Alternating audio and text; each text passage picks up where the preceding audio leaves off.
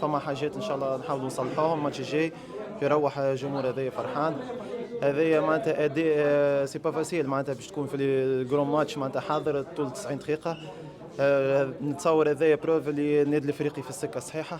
فما حاجات كما قلت لك معناتها نخدموا عليهم نصلحوهم وان شاء الله جاي خير النادي الافريقي ان شاء الله.